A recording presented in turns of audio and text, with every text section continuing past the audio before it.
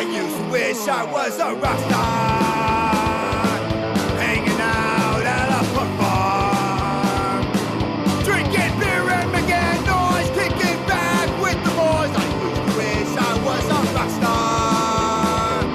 I used to wish I was a rock star, throwing donuts at a cop car, running wild in the streets, fucking up, skipping the beats. I used to wish I was a rock star.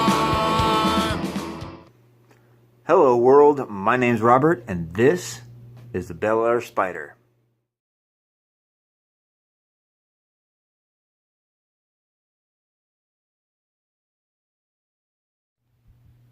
This is my vintage Carvin 212 Bel Air cabinet powered by a Line 6 Spider 50 watt amp.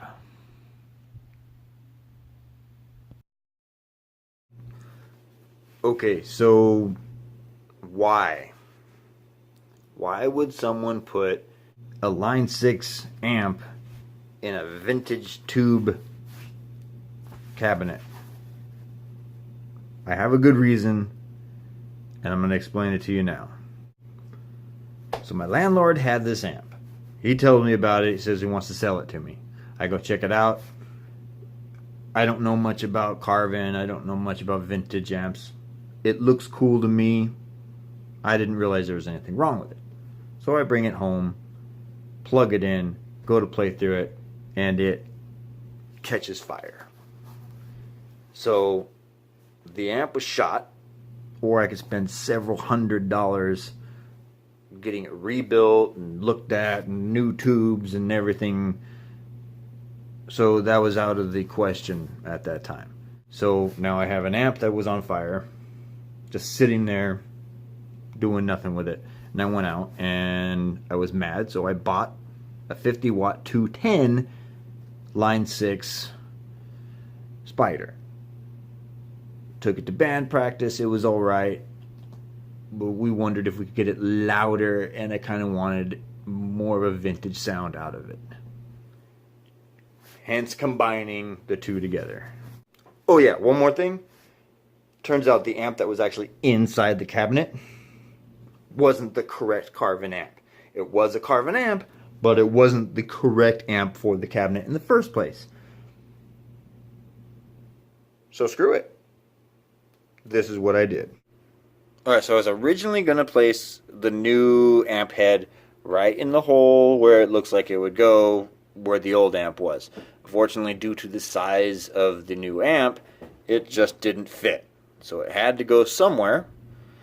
So, like a jerk, I placed it back here.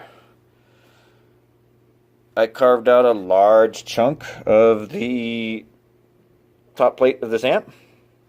I chopped off a little bit here and over here of the back plate. I pulled this back plate off. I mounted the amp head upside down on the inside of this amp plate. I peeled off some of the leftover vinyl and then re-hot glued it on to make it look nice, sort of nice and neat, and kind of give the appearance that that was kind of how it was supposed to be originally, which everybody on the face of the planet would know that that's not true, but it looks all right for my first attempt at doing something like this. Then I built this, and now I'll show you how I made this little faceplate. Okay, so this is going to be the boring part where it's just pictures instead of a video, because I did the project before even thinking about making videos. I just wanted to document it. So I took a piece of plexiglass, 1/8 inch thick, and I made measurements, cut it out. I grabbed a straight edge and markers and a box cutter and made my cuts.